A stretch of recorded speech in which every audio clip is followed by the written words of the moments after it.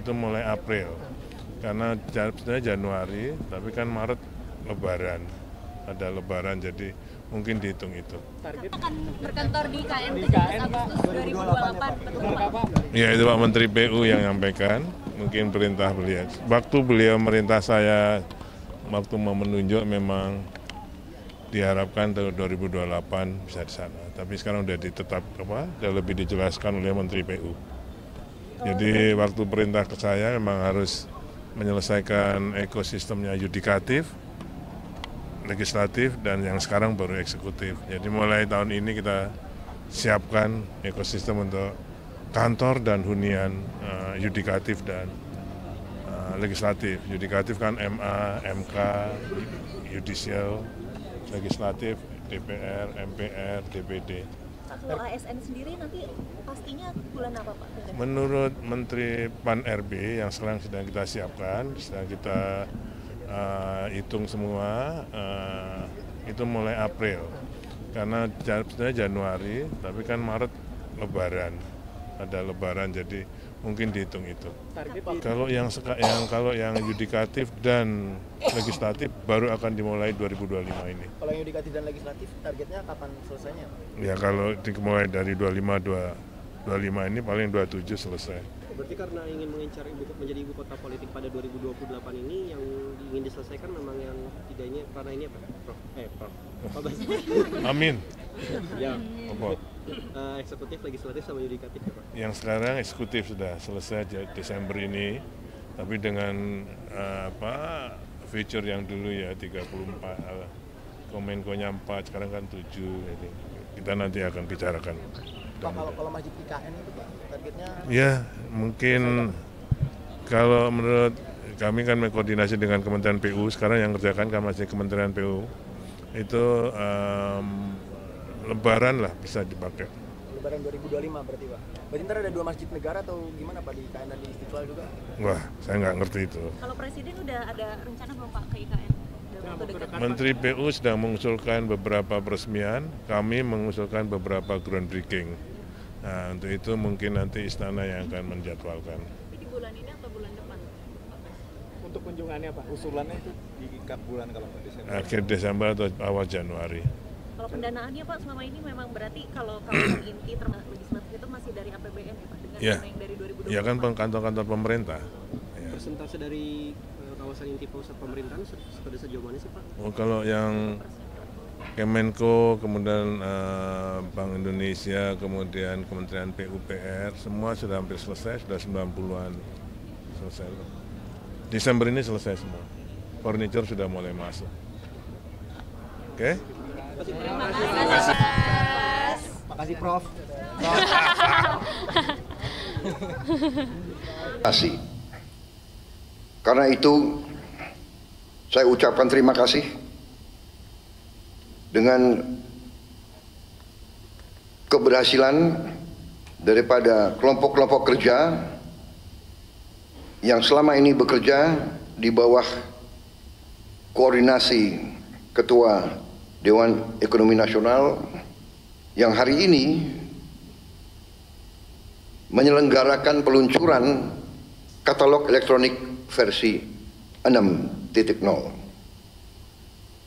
Ini adalah upaya untuk meningkatkan transparansi,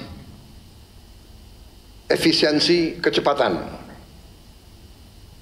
Seluruh transaksi semua kementerian, lembaga, dan pemerintah daerah wajib memanfaatkan katalog elektronik versi 6 ini mulai tanggal 1 Januari 2025. Katalog ini versi 6 diharapkan dapat mengurangi 20-30% biaya pengadaan, menurunkan biaya administrasi sampai dengan 40% sampai 50%. Saudara-saudara sekalian, dalam penilaian terhadap ekonomi kita ada suatu tolok ukur yang disebut I-Core ICOR, Incremental Capital Output Ratio. ICOR kita dinilai angkanya 6.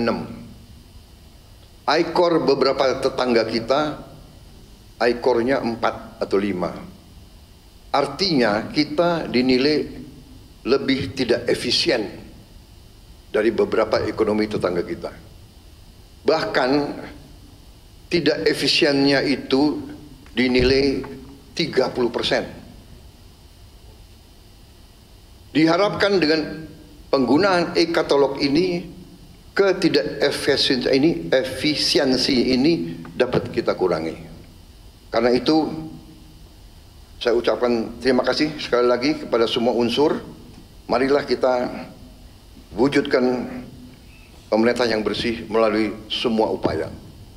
Antara lain dengan pengelolaan manajemen yang baik, leadership yang baik dari semua unsur, dan penggunaan teknologi.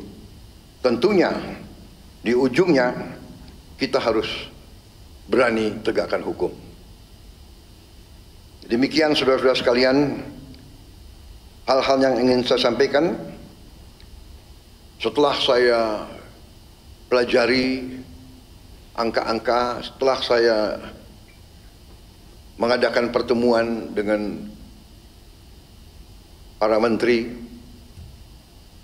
juga kemarin saya ikut dalam rapat di Kementerian Dalam Negeri, bicara dengan, kalau tidak salah, 6.000 pejabat seluruh Indonesia. Ternyata kita dapat ambil kesimpulan, sebetulnya Indonesia ini ekonomi kita kuat, tapi bisa lebih kuat lagi, bisa lebih produktif lagi, sangat bisa menghasilkan uang lebih banyak lagi, sehingga kita bisa gunakan itu untuk menghilangkan kemiskinan, meningkatkan tingkat kemajuan pembangunan kita. Inflasi yang kurang lebih 1,55%, saya kira sangat jarang dalam sejarah dunia.